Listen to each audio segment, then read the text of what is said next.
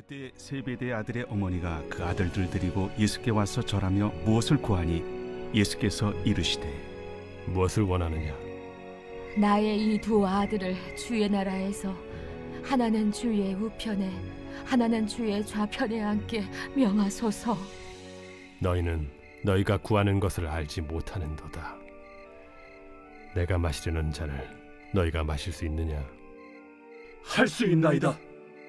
너희가 과연 내 잔을 마시려니와 내 좌우편에 앉는 것은 내가 주는 것이 아니라 내 아버지께서 누구를 위하여 예비하셨든지 그들이 얻을 것이니라.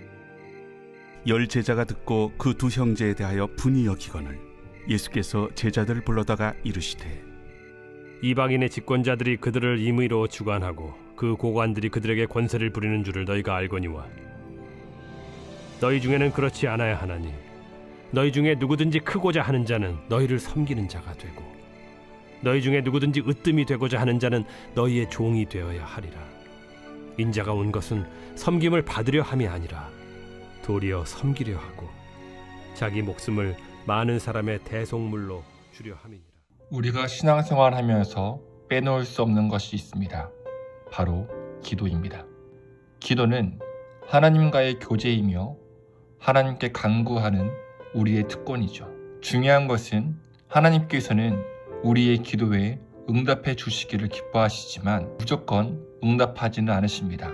그래서 모세의 기도에도 응답하지 않으셨고 엘리야의 기도에도 응답하지 않으셨습니다. 그리고 오늘 말씀의 주인공 야고보와 요한 그리고 이 형제의 어머니인 살로메의 기도에도 응답하지 않으셨죠. 그럼 왜 주님께서는 이들의 기도에 응답하지 않으셨을까요? 주님께서 이들의 기도에 응답하지 않으신 이유를 살펴보고 반면 교사 삼아 올바른 기도의 자세를 나누고자 합니다. 첫 번째, 기도는 결코 규칙과 형식에 따라 하는 것이 아니라 주님과의 관계임을 기억해야 합니다. 사람들은 과학이 발달됨에 따라 어떤 공식화되고 기계화된 논리를 따라갑니다. A를 입력하면 B가 나와야 합니다. 이성과 논리로 설명이 되어야 하죠. 하지만 이러한 논리가 우리의 신앙생활까지 침투한다면 문제가 생깁니다. 왜냐하면 신앙생활은 이성과 논리로 이해할 수 있는 것이 아니기 때문입니다. 또한 그런 규칙과 형식에 따라 신앙생활을 한다고 해서 원하는 결과를 모두 얻는 것도 아니기 때문입니다. 기도 생활도 마찬가지죠. 우리는 기도할 때 보통 하나님을 찬양하고 죄를 고백하고 감사하고 자신과 다른 사람을 위해 간구하는 등의 규칙을 따릅니다. 그리고 믿음을 가지고 기도합니다. 하지만 그로 인해 원하는 것을 얻는다는 공식은 정해지지 않았습니다. 오늘 말씀의 주인공 야고보와 요한 그리고 살로메는 기도의 모든 규칙을 지키며 기도했습니다. 20절을 보면 예수님께 절하며 구했고 중언부언하지 않고 원하는 바를 명확하게 제시했죠. 또한 살로메는 12제자에게 12보좌를 주겠다는 예수님의 약속을 기억하고 그 약속을 믿음으로 구했습니다. 또한 그 3명은 합심하여 구했습니다. 예수님께서 두 사람이 이 땅에서 합심하여 무엇이든지 구하면 이루신다 말씀하셨기 때문이죠.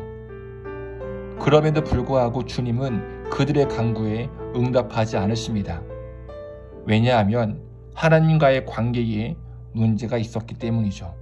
어떤 문제일까요? 간단히 말하면 그들은 하나님의 뜻에 무지했습니다. 무슨 말이냐? 그들은 중요한 위치를 원했고 다른 사람들보다 더 권세 있는 자리를 원했습니다. 하지만 주님의 뜻과 주의 나라는 높아질 때 이루어지는 것이 아닙니다. 도리어 복종할 때 이루어집니다. 섬길 때 이루어지죠. 낮아질 때 이루어지고요. 희생할 때에, 헌신할 때에, 사랑할 때에 이루어지는 것이 하나님의 뜻이며 하나님의 나라입니다. 예수님께서 이 땅에 오신 이유는 섬김 받으러 오신 것이 아니라 섬기기 위해 오신 것처럼 말입니다.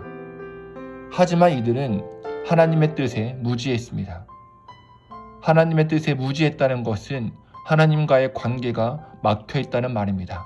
주님과 더욱 가까워지고 사랑한다면 주님의 뜻을 알게 될 것이고 그 뜻에 따라 기도하면 기도가 응답이 될 텐데 그들은 그러한 관계보다 형식에 치우쳤음을 알 수 있습니다.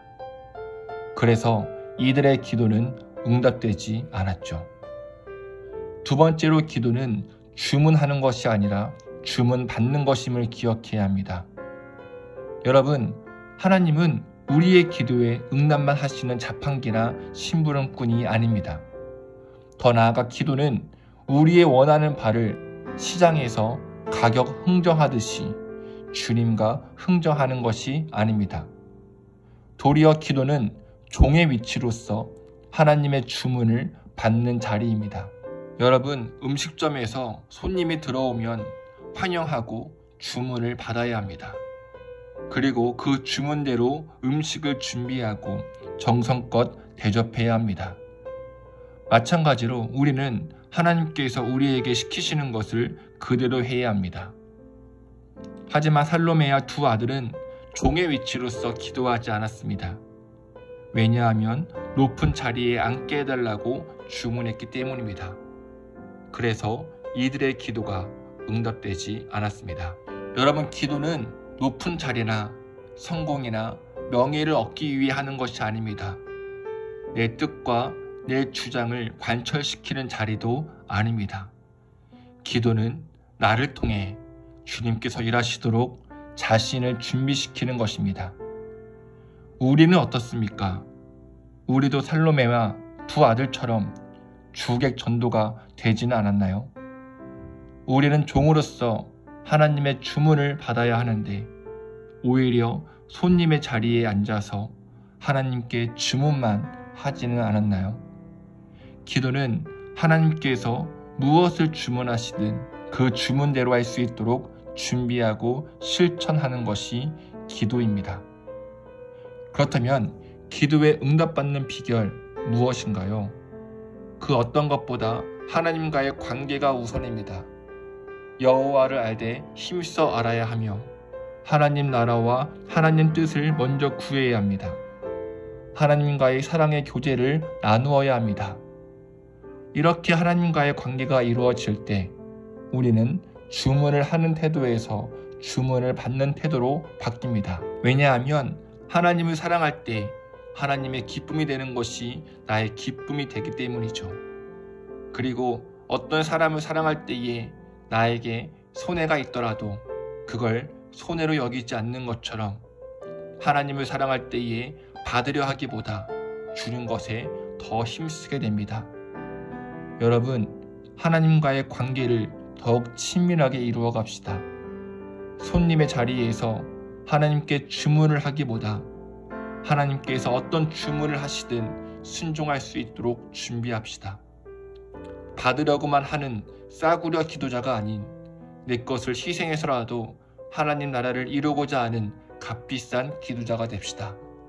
이것이 바로 주님께서 기뻐하시는 기도, 응답받는 기도임을 기억하시고 간증이 차고 넘치게 될 줄 믿습니다. 우리는 주의 나라 백성입니다.